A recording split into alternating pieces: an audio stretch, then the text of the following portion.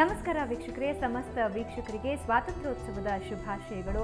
ನಿಮ್ಮ ಸುಹಾಸಿನಿಯಲ್ಲಿ ಪ್ರತಿದಿನವೂ ಕೂಡ ಒಂದೊಂದು ವಿಶೇಷ ಸುದ್ದಿಗಳ ಬಗ್ಗೆ, ಅದು ಆರೋಗ್ಯ ಆಗಿರಬಹುದು ಅಥವಾ ಲೈಫ್ ಸ್ಟೈಲ್ ಆಗಿರಬಹುದು, ಆ ಎಲ್ಲ ವಿಷಯಗಳ ಬಗ್ಗೆ ಸಮಗ್ರ ಮಾಹಿತಿಯನ್ನು ಕೊಡುವಂತಹ ಪ್ರಯತ್ನ ನಾವು ಮಾಡ್ತೀವಿ. ಮತ್ತೊಮ್ಮೆ ಸುಹಾಸಿನಿಗೆ ಸ್ವಾಗತ.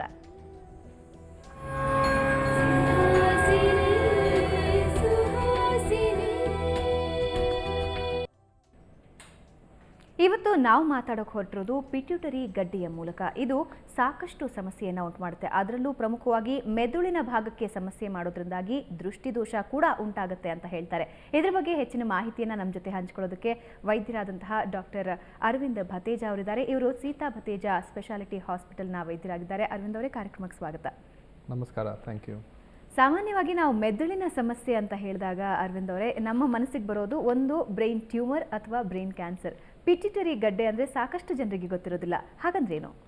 ಪಿಟ್ಯೂಟರಿ ಗ್ಲ್ಯಾಂಡ್ ಅಂತ ಒಂದು ತುಂಬ ಇಂಪಾರ್ಟೆಂಟ್ ಗ್ಲ್ಯಾಂಡ್ ಇದೆ ನಮ್ಮ ಮೆದುಳು ಹಿಂದ್ಗಡೆ ಕೆಳಗಡೆ ಭಾಗದಲ್ಲಿ. ಅದು ಪೂರ್ತಿ ಬಾಡಿಗೆ ಎಲ್ಲ ಗ್ಲ್ಯಾಂಡ್ಸ್ಗೆ ಕಂಟ್ರೋಲ್ ಮಾಡುತ್ತೆ. ಸೊ ಅಂದರೆ ಪಿಟ್ಯೂಟರಿ ಗ್ಲ್ಯಾಂಡ್ ಫಂಕ್ಷನ್ ಮತ್ತು ಪಿಟ್ಯೂಟರಿ ಗ್ಲ್ಯಾಂಡ್ ಪೊಸಿಷನ್ ನೋಡಿದರೆ ತುಂಬ ಇಂಪಾರ್ಟೆಂಟ್ ನಮ್ಮ ಬಾಡಿಗೆ. ಸೊ ಇದರಿಂದ ಟ್ಯೂಮರ್ಸ್ ಕೆಲವರು ಆಗ್ಬೋದು, ಅಂದರೆ ಬೇರೆ ಬೇರೆ ಟೈಪ್ ಆಫ್ ಟ್ಯೂಮರ್ಸ್ ಆಗ್ಬೋದು. ಕೆಲವರಿಂದ ಹಾರ್ಮೋನ್ ಹೈಪರ್ ಸೆಕ್ರೀಷನ್ ಆಗುತ್ತೆ, ಕೆಲವರಿಂದ ಗ್ರೋತ್ ಆಗಿ ದೊಡ್ಡದಾಗಿ ಅಕ್ಕಪಕ್ಕ ಇರೋದು ನರ ಅಥವಾ ಬೇರೆ ಸ್ಟ್ರಕ್ಚರ್ಸ್ ಮೇಲೆ ಒತ್ತಡ ಆಗ್ಬೋದು. ಇದಕ್ಕೆ ಏನು ಕಾರಣ ಅಂತ ಎಕ್ಸಾಕ್ಟ್ಲಿ ಮೆಡಿಕಲ್ ಸೈನ್ಸ್ಗೇನು ಏನು ಗೊತ್ತಿಲ್ಲ ಇದು ಯಾಕೆ ಆಗುತ್ತೆ ಅಂತ. ಬಟ್ ಕೆಲವ್ರಿಗೆ ಆಗುತ್ತೆ ಅಂತ ನಮಗೆ ಗೊತ್ತಿದೆ. ಇದ್ದು ಸಿಂಪ್ಟಮ್ಸ್ ಮತ್ತು ಡಯಾಗ್ನೋಸಿಸ್ ಬಗ್ಗೆ ಎಲ್ಲ ನಮಗೆ ಕ್ಲಿಯರ್ ಆಗಿ ಇವಾಗ ನಾಲೆಜಲ್ಲಿ ಬಂದಿದೆ. ಸೊ ನಾವು ಇದಕ್ಕೆ ಕರೆಕ್ಟಾಗಿ ಡಯಾಗ್ನೋಸ್ ಮಾಡಿ ಟ್ರೀಟ್ಮೆಂಟ್ ಮಾಡೋಕ್ಕೆ ಹೊಸ ಟ್ರೀಟ್ಮೆಂಟ್ ಬಂದಿದೆ ಇದಕ್ಕೆ. ಸೊ ಅದ್ರ ಬಗ್ಗೆ ಮಾತಾಡೋಕ್ಕೆ ನಾನು ಬಂದಿದ್ದೀನಿ ಇವತ್ತು. ಓಕೆ, ಅದು ಅನುವಂಶೀಯನ? ಹೀಗೆ ಅಂದ್ರೆ ಇವಾಗ ತಂದೆಗಿತ್ತು ಅಂದ್ರೆ ಮಕ್ಕಳಿಗೆ ಬರೋದು ಅಥವಾ ಕುಟುಂಬಸ್ಥರಲ್ಲಿ ಅದರಲ್ಲಿ ಆಗೋದಿಲ್ಲ, ಅನುವಂಶೀಯತೆ ಇಲ್ಲ. ಕೆಲವು ಮಲ್ಟಿಪಲ್ ಎಂಡೋಕ್ರೈನ್ ನಿಯೋಪ್ಲೇಸಿಯಾ ಅಂತ ಸಿಂಡ್ರೋಮ್ಸ್ ಇದೆ, ಬಟ್ ತುಂಬಾ ರೇರ್ ಅದು. ಅವ್ರದ್ರಲ್ಲಿ ಬೈ ಜೆನೆಟಿಕ್ ಟ್ರಾನ್ಸ್ಮಿಷನ್ ಆಗ್ಬಹುದು. ಬಟ್ ಯೂಶಲಿ ಆ ಥರ ಪೇಷಂಟ್ಸ್ ಅಂದರೆ ಲೆಸ್ ದೆನ್ ಮೇ ಬಿ 0.5% ನಾವು ನೋಡ್ಬೋದು. ನಾವು ನಮ್ಮ ಮೆಡಿಕಲ್ ಕೆರಿಯರ್ ಒಂದು ಪೇಷಂಟ್ ನೋಡಿದ್ರೆ it is a great thing for us. ಆ ಥರ. ಓಕೆ, ಸೊ ತುಂಬಾ ರೇರ್ ಡಿಸೀಸ್ ಅದು. ಓಕೆ, ಸೊ ಸಿಂಪ್ಟಮ್ಸ್ ಹೇಗಿರುತ್ತೆ ಇದು ಪಿಟ್ಯೂಟರಿ ಗಡ್ಡೆದು? ಸಿಂಪ್ಟಮ್ಸ್ ಅಂದರೆ ತುಂಬಾ ಜಾಸ್ತಿ ಇದೆ. ಎನಿ ಸಿಂಪ್ಟಮ್ಸ್ ಇರ್ಬೋದು. ಫಸ್ಟ್ ಆಫ್ ಆಲ್ ನಮಗೆ ಇದು ಅಂಡರ್ಸ್ಟ್ಯಾಂಡ್ ಮಾಡಬೇಕಾಗತ್ತೆ ನಾವು ಪಿಟ್ಯೂಟರಿ ಗ್ಲ್ಯಾಂಡ್ ಫಂಕ್ಷನ್ ಏನಂತ. Okay, so pituitary gland function ನಾವು ನೋಡಿದರೆ, ಪಿಟ್ಯೂಟರಿ ಗ್ಲ್ಯಾಂಡ್ ಫಂಕ್ಷನ್ ಒಂದು ಎದೆ ಹಾಲ್ ಮೇಲೆ ಫಂಕ್ಷನ್ ಇರುತ್ತೆ, ಎಸ್ಪೆಷಲಿ ಲ್ಯಾಕ್ಟೇಟಿಂಗ್ ಮದರ್ಸ್ಗೆ. ಸೊ ಅವ್ರದ್ದು ಹಾಲ್ ಪ್ರೊಡಕ್ಷನ್ ಮತ್ತು ಹಾಲ್ ಸೆಕ್ರೀಷನ್ ಎಲ್ಲ ಮಾಡೋಕ್ಕೆ ಪಿಟ್ಯೂಟರಿ ಗ್ಲ್ಯಾಂಡ್ ಫಂಕ್ಷನ್ ಇರುತ್ತೆ. ಇನ್ನೊಂದಂದರೆ ಚಿಕ್ಕ ಮಕ್ಕಳಿಗೆ ಬೆಳಿಬೇಕಿಲ್ಲ ಅವ್ರಿಗೆ, ಅದಕ್ಕೆ ಗ್ರೋತ್ ಹಾರ್ಮೋನ್ ಬೇಕಾಗುತ್ತೆ ಅವ್ರ ಬಾಡಿ ಒಳಗಡೆ. ಸೊ ಬಾಡಿ ಗ್ರೋತ್ ಆಗೋಕ್ಕೆ, ಬೋನ್ಸ್ ಗ್ರೋತ್ ಆಗೋಕ್ಕೆ ಗ್ರೋತ್ ಹಾರ್ಮೋನ್ ಫಂಕ್ಷನ್ ಕೂಡ ಪಿಟ್ಯೂಟರಿ ಗ್ಲ್ಯಾಂಡ್ ಇಂದ ಮೇನ್ಲಿ ಬರುತ್ತೆ. ಓಕೆ, ಇವಾಗ ಬೆಳವಣಿಗೆಗೆ ಬೇಕಾಗಿರುವಂತಹ ಹಾರ್ಮೋನ್ಗಳ ಬೆಳವಣಿಗೆಗೆ ಹಾರ್ಮೋನ್ಸ್ ಏನು ಬೇಕು ಅಂದರೆ ಅದರಿಂದ ಪಿಟ್ಯೂಟರಿ ಗ್ಲ್ಯಾಂಡ್ಸ್ ಅವಶ್ಯಕತೆ ಇರುತ್ತೆ. ಹೌದು. ಮತ್ತೆ ಥೈರಾಯ್ಡ್ ಗ್ಲ್ಯಾಂಡ್ ಇದೆಯಲ್ಲ, ನೀವು ಥೈರಾಯ್ಡ್ ಬಗ್ಗೆ ತುಂಬಾ ಕೇಳಿರ್ಬೋದು. Low thyroid, high thyroid, thyroid cancer, ಅದೆಲ್ಲ ಎಲ್ಲ ಥೈರಾಯ್ಡ್ ಗ್ಲ್ಯಾಂಡ್ ಫಂಕ್ಷನ್ ಎಲ್ಲ ಮೇಲ್ಗಡೆ ಪಿಟ್ಯೂಟರಿ ಗ್ಲ್ಯಾಂಡ್ ಇಂದ ಕಂಟ್ರೋಲ್ ಮಾಡುತ್ತೆ. ಸೊ ನಾವು ಪಿಟ್ಯೂಟರಿ ಗ್ಲ್ಯಾಂಡ್ಗೆ ಏನು ಹೇಳ್ತೀವಿ ಅಂದರೆ, we call it the master of the endocrine orchestra ಅಂತ. It is given the term like that. So ಅಂದರೆ ನಮ್ದು ಬಾಡಿಯಲ್ಲಿ ಏನೇನು ಗ್ಲ್ಯಾಂಡ್ಸ್ ಇದೆ, ಬ್ರೆಸ್ಟ್ ಇರ್ಬೋದು, ಥೈರಾಯ್ಡ್ ಗ್ಲ್ಯಾಂಡ್ ಇರ್ಬೋದು, ಅಡ್ರಿನಲ್ ಗ್ಲ್ಯಾಂಡ್ ಇರ್ಬೋದು, sexual glands, ovaries and testes ಇರ್ಬೋದು, ಅದು ಎಲ್ಲ ಗ್ಲ್ಯಾಂಡ್ಸ್ದು ಕಂಟ್ರೋಲ್ ಬಂದುಬಿಟ್ಟು main centre of control is the pituitary gland ಅಂತ. So first once we understand pituitary gland ಏನೇನು ಫಂಕ್ಷನ್ ಇದೆ, ಆಮೇಲೆ ನಮಗೆ ಡಿಸೀಸಸ್ ಬಗ್ಗೆ ಅಂಡರ್ಸ್ಟ್ಯಾಂಡ್ ಮಾಡೋಕ್ಕೆ ಸ್ವಲ್ಪ ಅನುಕೂಲ ಆಗುತ್ತೆ.